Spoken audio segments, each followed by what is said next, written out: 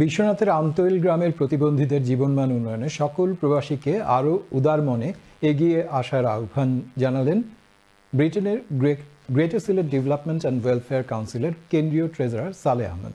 আমতৈল গ্রামে চলমান চ্যারিটি কাজ পরিদর্শন শেষে তিনি এ আহ্বান জানান। শামীম হোসেনের ক্যামেরায় বিস্তারিত দেখুন মঈনুদ্দিন মঞ্জুর রিপোর্টে।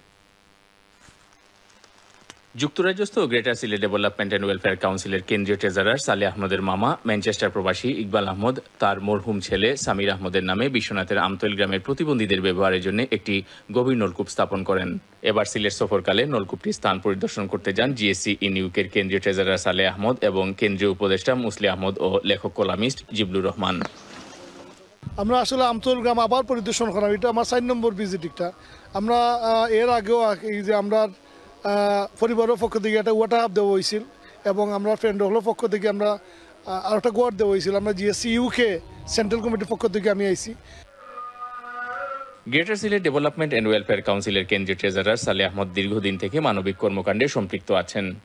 বিশ্বনাথের আমতৈল গ্রামের প্রতিবন্ধীদের জীবনমান উন্নয়নেও তিনি নানা ভূমিকা রাখছেন। এবার সফরকালে একই সঙ্গে সালেহ আহমদ ও মুসলি আহমদ তাদের ব্যক্তিগত অর্থায়নে আমতৈল গ্রামে আরও 2টি গভীর নলকূপ স্থাপনের জায়গা এবং একটি ঘর নির্মাণের জন্য জায়গা পরিদর্শন করেন। আপনারা যারা দিতে চান আপনারা দৌকা ইগুন মানে কি পরিমাণ সব পাই আপনারা একটা না দেখলে বুঝতে পারতেন না।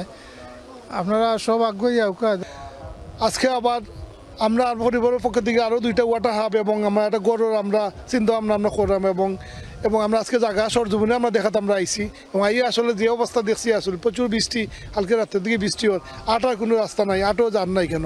তো আমরা প্রবাসী যারা আছে নাকি যে আমরা সবরে আমরা আহ্বান করলাম, বিশেষ করে চ্যানেলের শত্রুতে যে উদ্যোগ যে একটা মাহি জলিল ভাই, থ্যাংক ইউ ভেরি মাচ, এবং অত্যন্ত ট্রান্সপারেন্ট ওয়েতে এবং সুচারুভাবে এটা মানে দেওয়ারই কেন। প্রজেক্ট আমতৈলের আওতায় রেস্কিউ এইড ট্রাস্টের কার্যক্রমের ভূয়সী প্রশংসা করে সালেহ আহমদ বিশ্বনাথের আমতৈল গ্রামের প্রতিবন্ধীদের জীবনমান উন্নয়নে সকল প্রবাসীদের আরও উদার মনে এগিয়ে আসার আহ্বান জানান।